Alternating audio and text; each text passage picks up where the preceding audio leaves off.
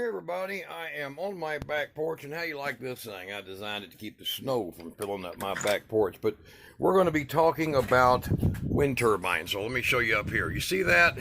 Now, the little 5-blade, the clouds are just now clearing. We just had snow stop, the kids are shoveling, but we have 2 turbines up here running. One of them that's got a heavy snow coating on it, and as soon as it shakes itself loose, it gets a little sun on it, which luckily the sun's coming out, it'll be producing. But what won't be producing, try to block the wind here, is my solar. So those of you know, on the roof up here is a whole bunch of panels. If you can't see them, that's because of the snow, and neither can the sun. So let me get over here. Over here we have a 8.5-year-old, 9-year-old WinMax. Pardon that wind trying to block it. And it's a sunning style WinMax product. I'll put the links to every damn one of these below the video. Go check that. New tubing going in. Here's the deal. We don't have anything coming in on solar to speak of. Let me get over here. And the kids are starting to shovel. We got almost 3 inches of snow. So what I want to show you is the reason you're going to want small wind power if you do any kind of alternative stuff. All right, there's our big Ford Ranger 5th wheel hauler, and it hauled one in the shop. But look up here. Now the camera gives it a hell of an effect where you can't really tell it's running, but they're running, and we're going to go in the shop here in just a second and show the meters of it. But I'm trying to block this damn wind best I can. There's the Turbine built one. There's the BNC. Those are the ones I below the video. I'll put the links to all of them so you can go check them out. But up there at the top, you'll see up there is a rows of solar, 3 rows, big rows of solar panels. So I'm not trying to get your wind blown here, but we've got about a 15 to 20 mile an hour wind come up, and let's get in here in the shop and I'll show you some details about what's going on. Now, this is an important feature because the panels are covered. We're going to show you that too. We're going to be doing a few videos on this too. So if you want to sub to the channel, if you like RV repair, things like that. This is a Collins. We got dropped off to us free, 27.5 foot. We finally measured it, and free. So it fits in the shop barely, 27 feet. I mean, 29 feet, it won't fit. But let's get over here and I'll show you here what I got. I got 13.83 volts on this meter. Now these meters are within a tenth off, and they'll be pivoting back and forth. But how am I getting that if I've got all the lights on, all the other little lights on, everything's on, freezers, everything's running as normal. Now you can't run it normally if you don't have a sufficient battery bank. But let's look down in here, and you'll see that's what I mean, off by a tenth or so. But there's voltage, and let me turn this little light on, and there we go. Look at all my junk everywhere. Rolls and rolls of wire. But over here, like I said, guys, if you're on the East Coast, let me focus on that. If you're on the East Coast and you want a really good installer to put this kind of stuff in, get a hold of that guy right there, Leamy Electric. Smart guy. This is Turbine Systems. I'll put the links to them too. These are turbines and stuff I use. Now over here we have a 60 amp MPPT. We have a solar 80, and believe it or not, these work pretty good. They're PWM. And look at this. That's all the amps that are coming in right now through the snow. So through 2 inches of snow, those UL solar panels, it's not a ton, a lot of cloud. But look at that, nothing, practically nothing. And then there's another big 60 there. And then over in the tool room is another 40 amp. So what are we working with here? Let's do some math. I don't know. 52, that's what's running the 260s, and 65, and then 38. You can add it up. All right, now, over here we have the BNC turbine. Down here we have the Turbine turbine. So we have a 15 mile an hour wind that is pretty static, and gust up to 20. So you'll see what we got here. Now the little 5-blade, it just, man, we had a fall and then snow and then a fall and then snow overnight. So it got a good caking. It's going to take some sun to free that one up, but it's got a little snow on its blades and it ain't turning good.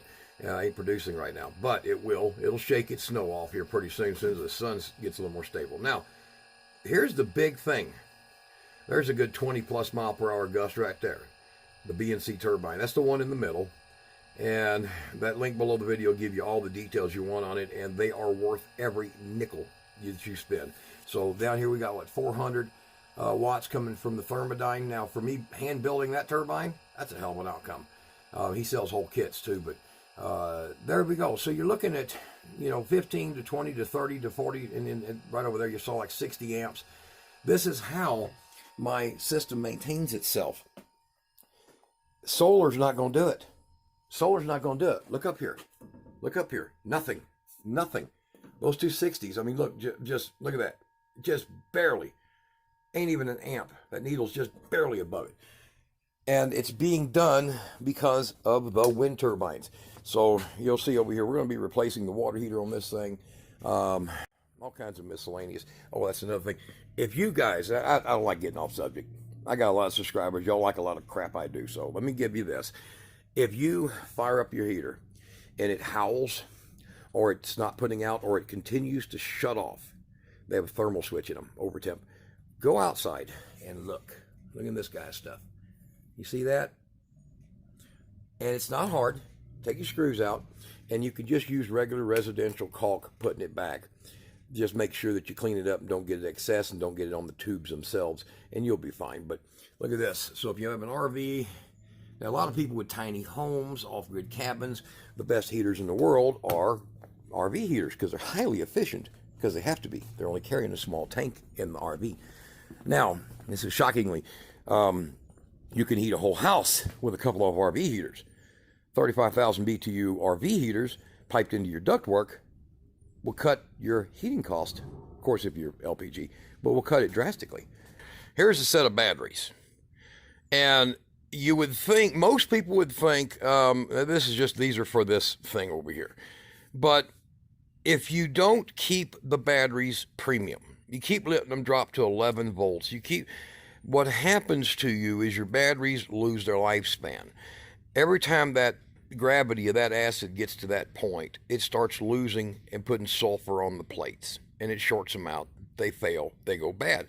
If you can somehow keep your voltage above 11.5, 11.6, your battery's literally above 50%, in other words, DOD, depth of discharge. That's DEPTH, depth of discharge.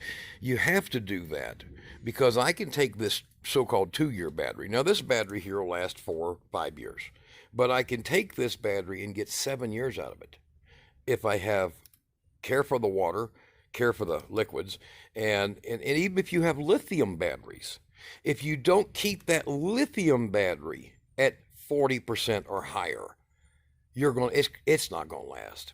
That's how the chemical makeup of the battery or the composites of the battery work.